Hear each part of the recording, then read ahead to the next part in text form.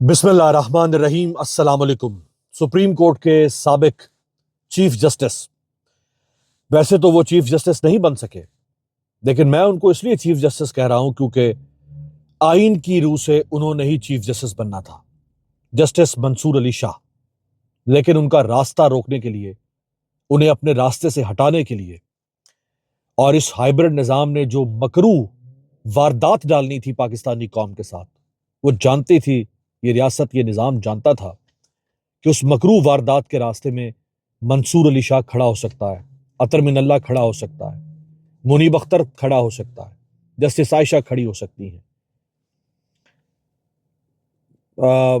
بابر ستار کھڑا ہو سکتا ہے، طارق محمود جہانگیری کھڑا ہو سکتا ہے، موسر اختر کیانی کھڑا ہو سکتا ہے، سمن رفت کھڑی ہو سکتی ہیں، جسٹس شہزاد گھیبا کھڑا ہو سکتا ہے۔ تو انہوں نے کیا کیا کہ منصور علی شاہ کو راستے سے ہٹایا جائے۔ یہ جو ویلاگ ہے اس کو غور سے سنیے گا، میں آپ کو کچھ پڑھ کے سناؤں گا ابھی، انہی منصور علی شاہ کے ہاتھوں سے لکھا ہوا۔ تو انہوں نے 27ویں ترمیم کی، 26ویں ترمیم کی، انہوں نے جسٹس منصور علی شاہ کو فارغ کر دیا۔ سینیورٹی کے تحت پہلے اگر یہ 26ویں 27ویں ترمیم نہ آتی تو منصور علی شاہ نے چیف جسٹس بننا تھا، لیکن ان کو منصور علی شاہ کو چیف جسٹس بننے سے روکنے کے لیے آئین کے میں ترمیم کرنا ضروری تھی، اور انہوں نے ترمیم کر کے وہ جو سینیورٹی پرنسپل ہے جس کے تحت منصور علی شاہ نے ایلیویٹ ہو کے چیف جسٹس بننا تھا، آج اگر منصور علی شاہ چیف جسٹس ہوتا پاکستان مختلف ہوتا انشاءاللہ۔ میں خوش گمانی کر سکتا ہوں، میں امید سے یہ بات کہہ رہا ہوں کہ اگر وہ آج چیف جسٹس ہوتا یہ نہ ہوتا ملک۔ جو با کردار شخص اس ملک میں موجود تھا، سیاست میں انہوں نے سائیڈ پہ کر دیا، عدالت میں سائیڈ پہ کر دیا، صحافت میں سائیڈ پہ کر دیا۔ جتنے بد کردار لوگ تھے اس ملک میں، اس وقت پیمانہ کیا ہے، معیار کیا ہے اس ملک کے اندر، انصاف سے لے کے، صحافت سے لے کے، سیاست سے لے کے، بیوروکریسی اور پولیس سے لے کے، پیمانہ کیا بن چکا ہوا ہے کہ کمپرومائزڈ کون ہے اس کو چن کے لاتے ہیں، بکا ہوا کون ہوگا، ضمیر کس کا خریدا جا سکتا ہے، قلم کس کا خریدا جا سکتا ہے، الفاظ کس کے خریدے جا سکتے ہیں، سوچ اور فکر کس کی خریدی جا سکتی ہے، اس کو چن کے لاتے ہیں، اس کو لا کے لگاؤ، کیونکہ یہ کمپرومائزڈ ہے، بد کردار ہے، یہ ہمارے ہاتھوں کھلونا بن سکتا ہے۔ اس کو لالچ سے خرید لو، اس کو طاقت سے خرید لو۔ یہ دو حربے ہیں جو ہر دور میں ظالم نے استعمال کی ہیں، اور اس کی جو اسلامی تاریخ میں جو اس کی سب سے شاندار مثال، میں شاندار کا لفظ میں اس لیے استعمال کروں، ویسے تو یہ شرمناک مثال ہے لیکن شاندار اس لیے کہہ رہا ہوں کہ جس کی جو بہت واضح مثال ہے، بہت روشن مثال ہے، وہ ہمیں کوفہ میں ملتی ہے۔ جب یزید نے دیکھا کہ میرے راستے میں کون کھڑا ہو سکتا ہے اس وقت، ایک شخص ہے، باقی پوری امت مسلمہ سرنگوں ہو چکی ہے، ایک شخص کھڑا ہو سکتا ہے، حسین ابن علی۔ اس نے کہا حسین کو راستے سے ہٹانے کا طریقہ کیا ہے کہ اہم عہدوں پر بد کردار لوگوں کو لا کے بٹھاؤ، بد کردار، غلیظ ترین لوگوں کو، مکروہ ترین لوگوں کو، ظالم ترین لوگوں کو، شقی القلب لوگوں کو لا کے بٹھاؤ۔ اس نے کوفہ کا گورنر بٹھا دیا عبید اللہ ابن زیاد کو، چونکہ وہ جانتا تھا کہ کوفہ سے بغاوت ہوگی میرے خلاف، یہاں سے میرے خلاف ایک لشکر اٹھ سکتا ہے جو لشکر ساتھ دے سکتا ہے حسین ابن علی کا، چونکہ کوفہ والوں نے خط لکھا تھا نا، امام کو بلایا تھا کہ آپ آئیں، ہمارے اوپر ایک بدکردار حاکم آ چکا ہوا ہے، ہمیں بچائیں، ہماری رہنمائی کریں، ہماری تلواریں آپ کے ساتھ ہیں۔ ان خطوط پر امام ان کی طرف چلے تھے، اور ان کے پہنچنے سے پہلے، امام کے پہنچنے سے پہلے، عبید اللہ ابن زیاد، جس کے باپ کا بھی مشکوک ہوتا ہے، اس کو اس لیے ابن مرجانہ بھی کہا جاتا ہے کہ اس کا باپ بھی پتہ نہیں کون تھا، تو اس کو وہاں لا کے کوفہ کا گورنر بنا دیا گیا۔ اس نے آ کے دو کام کیے، اس نے لوگوں کو خریدا،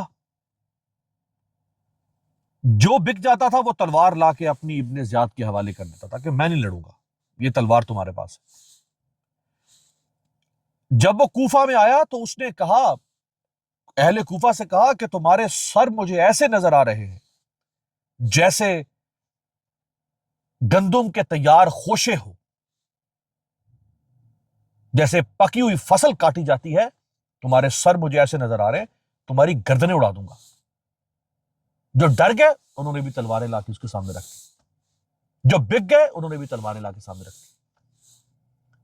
پھر اس نے ایک لشکر تیار کیا، اس لشکر میں اس نے بدترین، اپنے زمانے کے بدترین مادرزاد اس نے بھرتی کیے، بدترین، شمر جیسا کمینہ انسان، ہرملا جیسا کمینہ انسان۔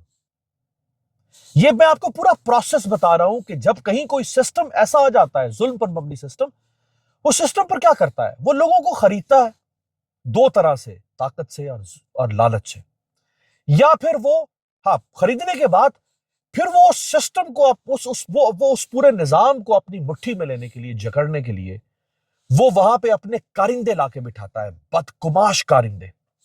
آج پاکستان میں آپ دیکھ لیں جو صحافی اس وقت اس نظام کے لیے بول رہے ہیں، اس نظام کے حق میں بول رہے ہیں، وہ اندر سے بہت بدطینت لوگ ہیں، ان کے اندر خباثت ہے۔ ان کو دو طرح سے خریدا گیا، یا ڈرا کے یا لالچ سے۔ آپ عدالت میں دیکھ لیں، 40-40 لاکھ روپے تنخواہوں کے اوپر جج خاموش ہو گئے، خاموش ہو گئے۔ آپ سیاست میں دیکھ لیں، ایک دفعہ تم نے فارم 47 کی جعلی جھوٹی جیت قبول کر لی، اب اس کے بعد تمہیں بار بار سجدہ کرنا پڑ رہا ہے، بار بار سجدہ۔ وہ جو اقبال نے کہا تھا نا کہ وہ ایک سجدہ جسے تو گراں سمجھتا ہے، گراں کہتے ہیں بھاری کو، وہ ایک سجدہ جسے تو گراں سمجھتا ہے، ہزار سجدوں سے دیتا ہے آدمی کو نجات۔ یعنی اگر تو اللہ کے سامنے، اپنے معبود الہ کے سامنے ایک سجدہ کر لے جو تجھے بہت بھاری لگتا ہے، وہ ایک سجدہ خدا کے سامنے کر لے، تجھے اللہ کے بندوں کے سامنے جو ہزار سجدے کرنے وہ نہیں کرنے پڑیں گے۔ ایک دفعہ آپ انکار کر دیتے کہ میں فارم 47 کی سیٹ قبول نہیں ہے، میں لعنت بھیجتا ہوں، آپ کو یہ جو جگہ جگہ پہ سجدے کرنے پڑ رہے ہیں، کس کے سامنے سجدے؟ جو شرمناک مطالبات تمہارے سامنے رکھے جاتے ہیں، خواہشات رکھی جاتی ہیں، ان کو پورا کرو، اور تمہیں پورا کرنی پڑے گی۔ ایک دفعہ آپ انکار کر دیتے ہیں، لوگ اس دنیا میں جنہوں نے انکار کیا ہے، وہ صحافی جو آج در بدر ہیں، بے روزگار ہیں، کیا نہیں بک سکتے تھے؟ وہ سیاستدان، وہ جج ہیں، ایسے لوگ انہوں نے ٹھوکر مار دی، نہ انہیں دولت خرید سکی ان کی، نہ انہیں خوف چکا سکا۔ یہ علیحدہ بات ہے، کچھ خاموش ہو گئے ہوں گے، خاموشی بھی ہزار درجے بہتر ہے کسی جرم کا حصہ بننے میں۔ اب میں جس تحریر کی طرف آپ کو لانا چاہتا تھا، یہ میں نے جو پوری تمہید آپ کے سامنے رکھی، جسٹس منصور علی شاہ صاحب نے ایک آرٹیکل لکھا ہے ڈان اخبار میں 14 اگست کی مناسبت سے۔ اس آرٹیکل کی کچھ بہت خوبصورت باتیں ہیں، وہ میں آپ کے سامنے پڑھنا چاہوں گا اور میں اس کو ایکسپلین کرتا ہوں۔ وہ کہتے ہیں کہ ہر اگست میں ہم پرچم بلند کرتے ہیں اور خود کو آزاد قوم کہتے ہیں، لیکن 1947 میں اسی آزادی کی پہلی صبح فیض احمد فیض نے اپنی نظم صبح آزادی میں اس طویل انتظار کے بعد طلوع ہونے والی سحر کو دیکھا تو کہا کہ یہ وہ صبح نہیں جس کی ہمیں آرزو تھی۔ یہ داغ داغ اجالا، یہ فیض کی نظم ہے، یہ داغ داغ اجالا، یہ شب گزیدہ سحر، یعنی یہ داغ دار رات کی ماری ہوئی صبح وہ صبح نہیں جس کے لیے ہم نکلے تھے۔ 79 سال بعد ہمارا قومی دن ہم سے ایک دیانت دارانہ سوال کا تقاضا کرتا ہے کہ ہم نے ایک ملک تو حاصل کر لیا مگر حقیقی آزادی کو خاموشی سے مستقبل کے لیے مؤخر کر دیا۔ یعنی ایک ملک لے لیا لیکن جو اصل آزادی تھی اس کو خاموشی سے ہم نے ملتوی کر دیا، مؤخر کر دیا، ٹال دیا۔ کیا وہ نہیں چاہیے؟ 1947 میں ہم نے اپنے حکمرانوں کی قومیت تو بدل دی مگر اس سے کہیں زیادہ مشکل کام یعنی طرز حکمرانی کی نوعیت بدلنا آنے والی نسلوں پر چھوڑ دیا۔ یعنی پہلے کس قوم کے حکمران ہم پر تھے؟ انگریز، گورا۔ اب کس قوم کے حکمران ہے؟ یہ ہمارے جو یہاں گندمی حکمران ہے، یہ جو اسٹیبلشمنٹ پاکستان کی، یہ جو پاکستان کا جاگیردار، وڈیرا، سرمایہ دار، چلے ان بیچاروں کی تو اب کیا، پہلے ہم ان کی مثالیں دیتے تھے، اصل حکمران تو کوئی اور۔ یہی ہماری نامکمل آزادی ہے اور اسے مکمل کرنا آج بھی ہماری ذمہ داری ہے۔ یہ جو ہماری ذہنی عادت ہے، وہ بتاتے ہیں کہ یہ جو ہماری جو ذہنی عادت جس میں غلامی پیدا کی گئی، یعنی ہماری غلامانہ ذہنیت، کیا طاقت کے سامنے جھکنا، اپنا حق طلب کرنے کے بجائے درخواست کرنا، یعنی میرا رائٹ ہے مجھے دو، یہ کرنے کے بجائے ہم منتیں کر رہے ہوتے ہیں، ہم درخواستیں بھی کر رہے ہوتے ہیں سرکار کے سامنے، اداروں کے سامنے، یہ ہمارا حق ہے ہمیں دو۔ ہمیں اپنا حق لینا چاہیے تھا، ہم ہاتھ پھیلا کے کھڑے ہیں اپنے حق کے لیے۔ اور اقتدار کو ایسی چیز سمجھنا جو ہم پر مسلط ہوتی ہے، نہ کہ ایسی قوت جو دراصل ہماری ملکیت ہے، یعنی ہمارے ذہنوں نے اس بات کو تسلیم کر لیا ہے کہ اقتدار ان پر امپوز ہوتا ہے ایک طاقت کے طور پر، حالانکہ یہ ہماری طاقت تھی، یہ کسی غاصب کی یا کسی حملہ آور کی یا کسی طاقتور کی طاقت نہیں ہے جو ہم پر مسلط ہے، بلکہ یہ بطور عوام ہماری طاقت ہے، اقتدار ہماری طاقت ہے، یہ ہماری ملکیت ہے۔ اس طاقت کا استعمال ہم نے کرنا تھا، کیسے کرنا تھا، کس کے ہاتھوں کرنا تھا، اس کا فیصلہ ہم نے کرنا تھا، چونکہ یہ طاقت ہماری تھی۔ عوام طاقتور ہونے چاہیے تھے، لیکن طاقت کسی اور کے پاس چلی گئی۔ ایک نئی قوم کو ایسے مضبوط اداروں کی ضرورت ہوتی ہے جو اقتدار کا احتساب کر سکے، ایسی سیاسی جماعتیں جن کی جڑیں عوام میں ہوں، اور ایسی پارلیمنٹ جس میں طاقت کے سامنے کھڑے ہونے کا حوصلہ ہو۔ یہ پارلیمنٹ طاقت کے سامنے، اس پارلیمنٹ نے 26ویں 27ویں ترمیم کی ہے، خدا کی قسم اس کی کالی پیشانی کبھی بھی صاف نہیں ہو سکے گی، کبھی اس کی کالی پیشانی صاف نہیں ہو سکے گی، چک گئی نا یہ۔ ہمارے پاس ابھی یہ ادارے پوری طرح موجود نہیں۔ پرانا نو آبادیاتی آقا یعنی کولونیل پاور جو تھی پرانی، کون؟ انگریز، جو کہ سمندر پار اپنے وطن واپس جا چکا تھا، یعنی وہ یہاں سے اقتدار چھوڑ کے واپس برطانیہ چلا گیا، لیکن اس کی کرسی پر ایک نئی مقامی اسٹیبلشمنٹ بیٹھ گئی۔ وہ کون سی اسٹیبلشمنٹ؟ وہ کہتے ہیں فوجی اسٹیبلشمنٹ اور بیوروکریسی، یہ بیٹھ گئے، جو نسل اور قومیت میں تو مقامی تھی، مگر جس کی جبلت اور طرز فکر نو آبادیاتی تھا، یعنی وہ نظر تو ہمارے جیسے آتے ہیں، وہ ہمارے جیسے، کوئی سید، کوئی مخدوم، کوئی چودھری، کوئی ٹبانہ، کوئی ارائیں، کوئی گجر، کوئی ملک، کوئی چودھری، رنگ بھی ہمارے جیسا ہے، ذات برادری بھی ہماری جیسی ہے، لیکن ان کی فکر اور ان کی جبلت، کہتے ہیں فطرت کو، سرشت کو، وہ کیسی ہے؟ وہ اسی آقا جیسی ہے جو حکمران آقا ہوتا ہے۔ ہماری پہلی آزادی کا خاموش المیہ یہی ہے، ہم نے شاید استعمار کو شکست نہیں دی، امپیریلزم کو شکست نہیں دی، صرف اس کا پتہ تبدیل کر دیا۔ آہا، کیا خوبصورت جملہ ہے، کیا خوبصورت جملہ ہے، یعنی اتنا خوبصورت آرٹیکل ہے، اتنا خوبصورت آرٹیکل ہے۔ جو لوگ لٹریچر سے پیار کرتے ہیں نا، ان کو مزہ آئے گا یہ پڑھ کے۔ میں تو اس کو ٹرانسلیٹ کر کے آپ کو بتا رہا ہوں، ویسے تو انگلش میں ہے۔ وہ کہتے ہیں کہ وہ جو استعمار، جو امپیریل پاور ہے، ہم نے صرف اس کا پتہ تبدیل کر دیا۔ پہلے اس کا پتہ کیا تھا؟ برطانیہ، لندن، بکنگم پیلس۔ اب اس کا پتہ کیا ہے؟ پنڈی ہے۔ ابھی بھی ہم کسی نہ کسی استعماری نظام کے اندر، ہم نے صرف اپنے حکمرانوں کا پتہ تبدیل کر دیا۔ اور یہاں مجھے اپنے ہی ادارے کی بات کرنا ہوگی، کیونکہ سب سے سنگین نقصان جرنیلوں یا بیوروکریٹس نے نہیں بلکہ ججوں نے پہنچایا۔ عدلیہ کو شہری کی ڈھال ہونا چاہیے تھا، وہ واحد ادارہ جس کا بنیادی مقصد قانون کی طاقت کے ذریعے اقتدار کے سامنے نہیں کہنا تھا، نو، یس سر نہیں، نو سر کہنا تھا۔ لیکن عدلیہ بھی نو آبادیاتی یعنی کلونیل ورثے کا حصہ تھی، اور اس کی رگوں میں بھی وہی پرانی ذہنی عادت موجود تھی۔ برطانوی راج میں اس نے رعایا کے بجائے حاکم وقت کی خدمت کی تھی، اور آزادی کے بعد اس کی وفاداری نئی اسٹیبلشمنٹ کی طرف چلی گئی۔ چنانچہ جب ٹینک سڑکوں پر نکلے، فوجی ٹینک سڑکوں پر نکلے، تو عدالتوں نے بار بار ہاں کہہ دیا کہ آؤ، ویلکم ویلکم۔ انہوں نے اقتدار پر قبضے کو قانونی جواز دینے کے لیے نظریہ ضرورت تراشا، جو جسٹس منیر، اس کمینے انسان نے، اس لانتی کردار نے جو تاریخ کے اندر آیا، جس نے ایوب خان کے زمانے میں نظریہ ضرورت دیا، اس کمینے اور بدبخت انسان نے، اس آصیب نے ایسی بنیاد رکھی جو آج تک ختم نہیں ہو پائی. غاصب حکمرانوں سے حلف لیے اور لاقانونیت کو قانون کا لباس پہنا دیا. عدلیہ کے اندر موجود اس نوآبادیاتی ذہن نے اس ملک کو شاید کسی ایک عامر سے بھی زیادہ نقصان پہنچایا.